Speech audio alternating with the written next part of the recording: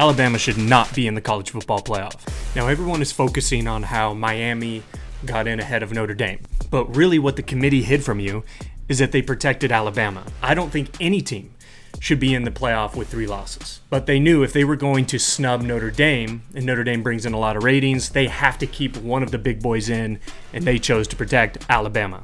Now, the one thing out of all of this that irked me the most was the way that Notre Dame has handled this situation. They've kind of been whining a little too much.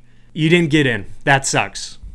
But man, Notre Dame is soft. I get being upset, but what I don't get is quitting. When you love football so much, this decision by the committee should fire you up. You should want to go into the Chick-fil-A Peach Bowl or wherever you're going and just smash that team by 45 points and show the committee that they made the wrong decision. And then you just quit? What does that say to these kids who grow up in a culture where quitting is fine now? That's what it seems like, is everyone's quitting now. You look across the college football landscape. You look across this playoff landscape. All these bowl games, teams are opting out. Players are saying, I'm not participating because for personal reasons, I might get injured. And while there's some consideration to be made for injury, I will never understand quitting. And Notre Dame has proven to me they are the softest football program in the country. Teams quitting on bowl games when they don't make the playoff has all of a sudden become real and normal. So really, college football and the playoff committee and the decisions that they've made, the being in bed with the SEC, giving a 3-loss team Alabama preference over Notre Dame, that's where I think the drama lies. This is kind of what happens as a result of that.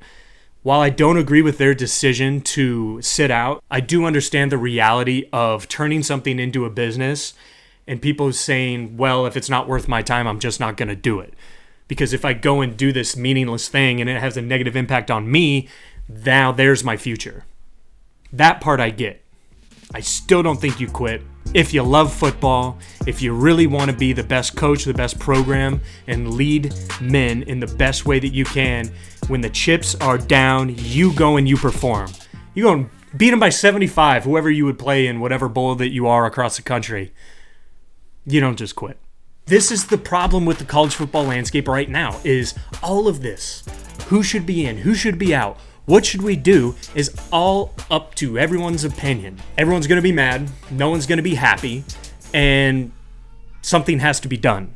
In the final standings, the 2 other teams that got into the playoff are Tulane and JMU. Tulane in the final standings is ranked 20th and JMU the 24th. So because it just makes everybody feel better that we're including other teams from not as powerful of conferences, we have 2 teams, one with 2 losses, one that has a loss, into the playoff ahead of teams that are clearly better.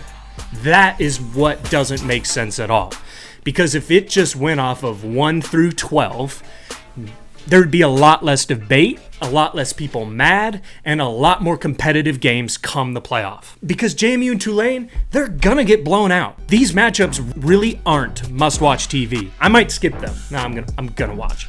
They know that. The playoff committee knows that. I'm gonna watch. But these games aren't gonna be close. They aren't as good as a Vanderbilt, BYU, Texas. Sports is a lot like business.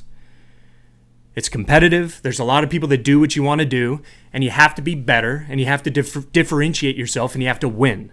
It's all competition. If you're good, you're going to the top, and if you're not, you're going to have to find something else to do. I'm tired of all this charity because it's just shooting good teams in the foot. The way that you fix this, I don't think you get rid of the conference championship. I don't think you get rid of those. Do you really think JMU is more deserving of being in the playoff than Texas? If you say yes, that's crazy. Now, if the playoff isn't a charity case, BYU then gets in. If you just go off the final standings, you get Notre Dame, BYU, 11 and 12, and you really have a perfect playoff. And now you're just arguing whether Texas or BYU, Vanderbilt or BYU should have been in. And then the next conversation is just expanding to 16 teams, which I think should happen anyways. I just want to see the best football at the end of the year. I don't want to see some guys try. It doesn't matter to me if all conferences are represented. If you want to play for a shot, schedule some really tough non-conference games and win them. And that will actually get you into the playoff picture. I mean, Boise State's done it. They figured out how to schedule really tough non-conference games and make it to some Fiesta Bowls and win. It's possible. You just have to have a really good athletic director and be in sync with your head coach to set up and plan and execute the perfect upset win.